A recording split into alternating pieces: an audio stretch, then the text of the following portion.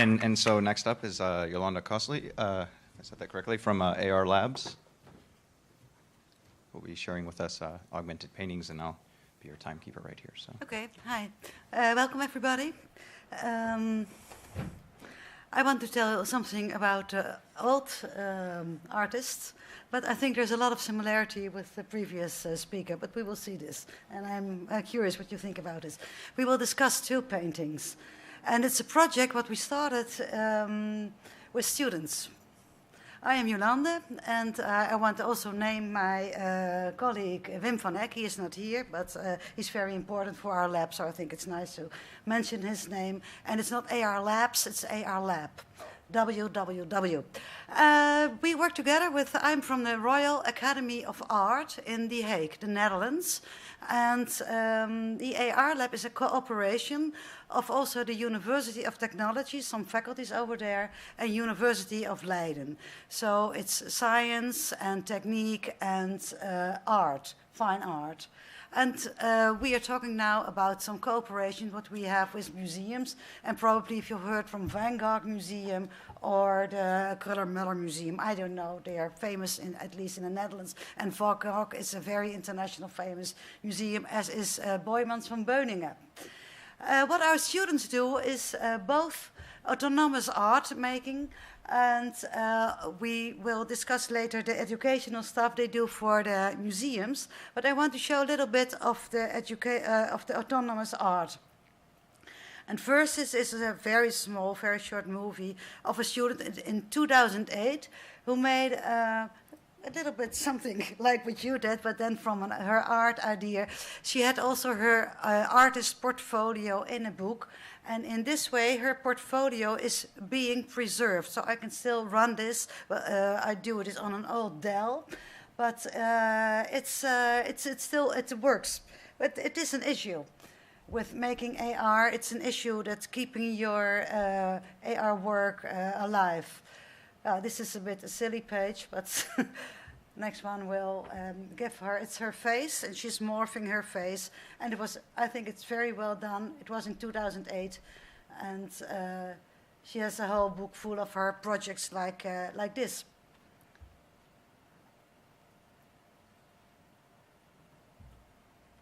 Well, okay, you got an idea. Here is a different type of autonomous art. What students did was in the sculpture garden, a huge garden, and we had also a kind of a funny thing. We use walkers, which old people use sometimes when they need an aid for help for walking.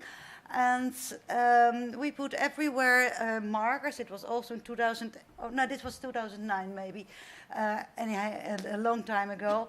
And with the walkers, there was a MacBook on it, and you could see on your screen the AR added to the nature and also added to the sculptures. It was a nice project, and it was extremely funny that there also was this combination of help for elderly people and a very new technique at that time. And there on the left you can see we had also headset, video see-through AR headset, because we also had a bad weather program, so not only in the sculpture garden, and in which with the headset you could see a huge hat, and that was moving around.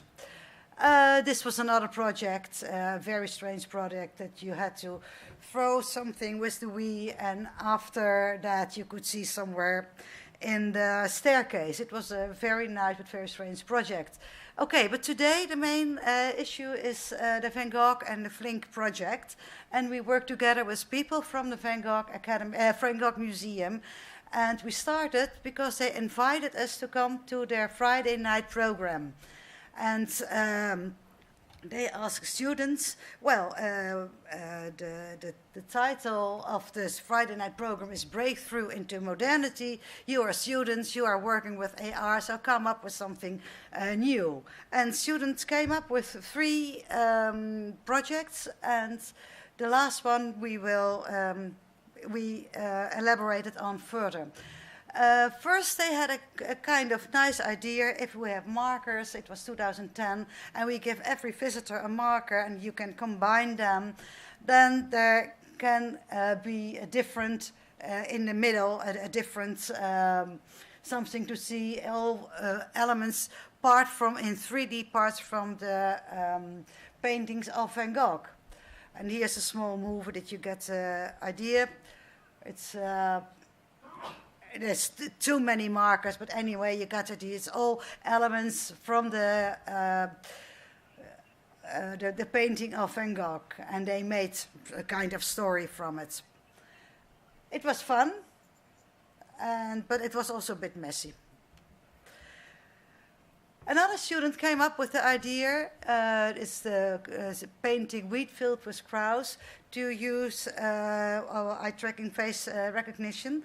And you could bend over the painting and then the crows start to fly away or coming closer. And then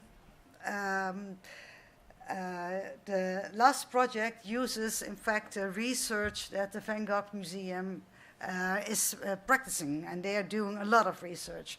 And they gave us to use for our presentations all kind of multispectral captures. And they gave us the back of the painting, and we made ourselves the depth. And with this, the students came up with an idea. If we show the painting on a screen, and we made some nuts on the side, some buttons, and people could press the button with a spray can. And using a spray can in a museum is, of course, a bit a kind of antichronical. You shouldn't use a spray can. And you can see a little bit of the setup. There was a Wii putting a remote control on a tripod, and in the spray can there was infrared light, so people could, with the spray can, activate the ultraviolet or whatever, and then spray it over the painting. And this is also a small movie where you can see that when you are spraying on the screen, the other layer is coming to life. And I think this is the ultraviolet capture. And people were queuing and queuing and queuing doing this, and it was very much appreciated. It was a playful setup.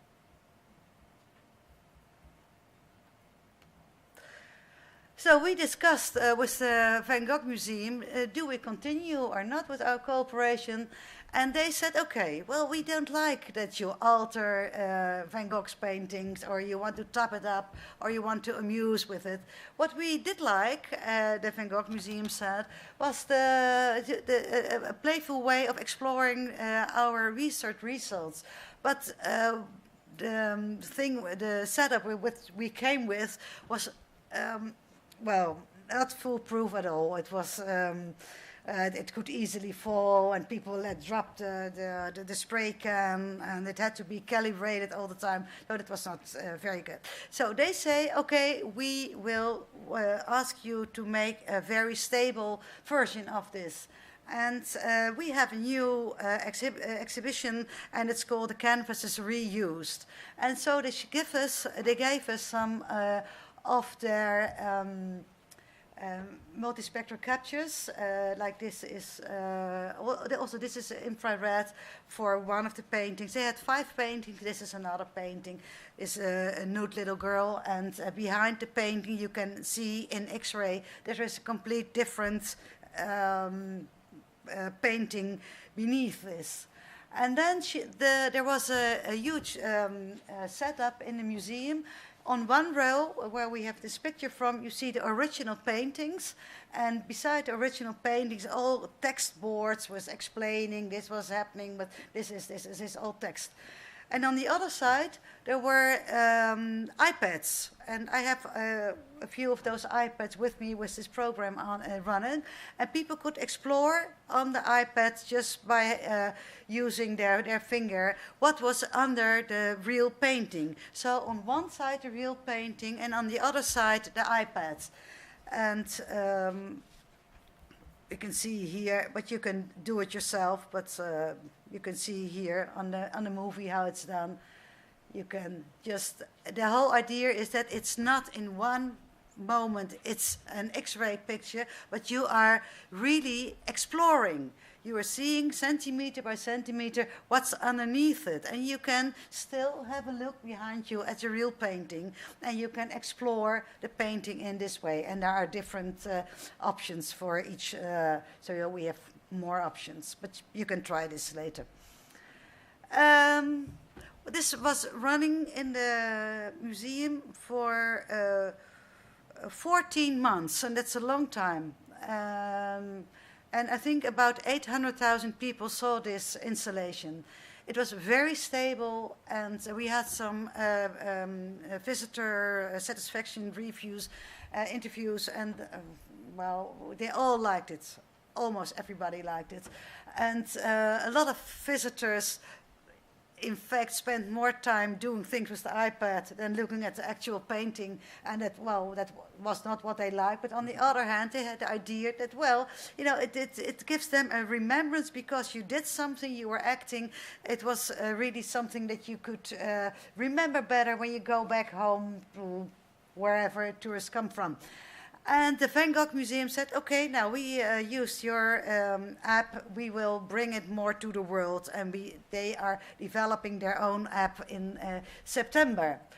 And then we had this discussion if it should be possible to use the painting itself as a marker by tracking it and using natural feature tracking. And we used for this one to experiment with this the bedroom. And I have a copy of the bedroom over there in which you can do exactly the same what I'm doing here. In the bedroom we can see there's a lot of contrast in certain parts. So we can easily use this for natural feature tracking in a TD setup. Even better should be possible with the Starry Nights, what's in the MoMA.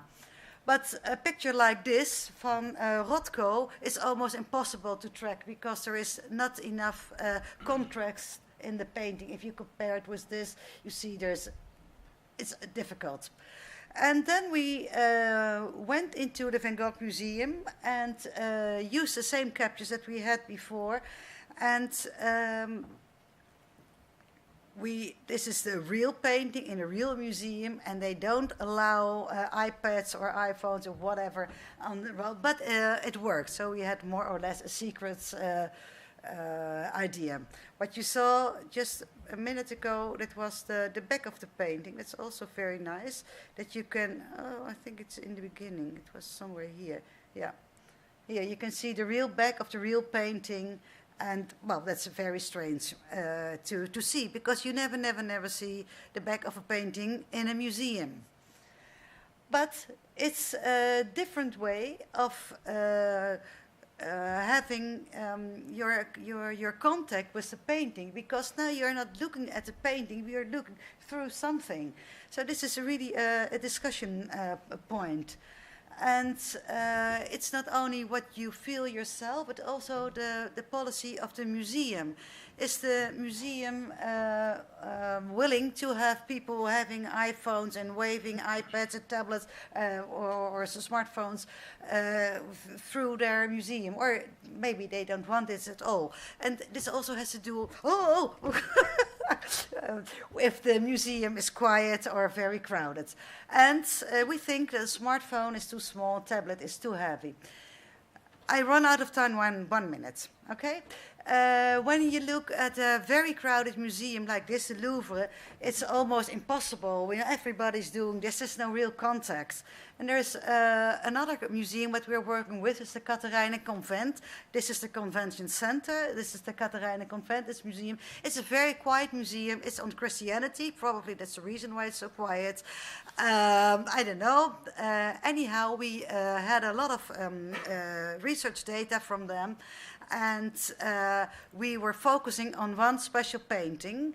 And it's a painting of Govert Flink. By the way, it's one of the most famous pupils of Rembrandt van Rijn. And it had this app has 7 topics and 7 subtopics on all different. So it really is a very complete app. You can sit for 45 minutes and getting all this information about the painting in an interactive way. There is a couch you can sit, and you can do this together with other people, and you sit. It's a bit strange arm, but it works. And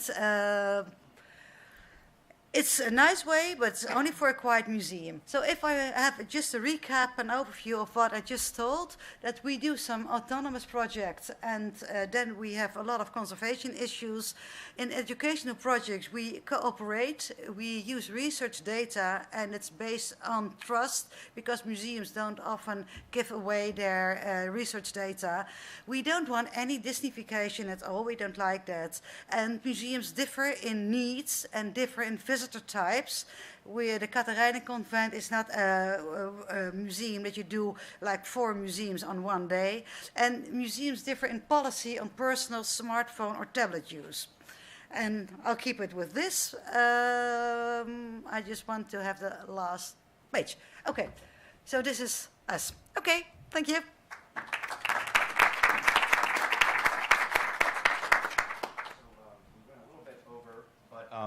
Does anyone have a question for Yolande before she exits the stage? I have some, but for the... we have a question here. I have a question related to content development, because it's... Who does the content development? Because it's really a new form, so... No, it's a new form. What we do is we work together. This we started with the students, and then later we take over, we professionalize it, and that was Wim van Eck and me doing this, and we but we got the data, and the whole idea of that by not revealing something once in one time, but in revealing it in small parts, as we are doing now. It's a multi, you can use 5 fingers if you like, you can even scratch on it. But the first idea came from the students with a spray can. And I think that was gives the whole idea a nice atmosphere.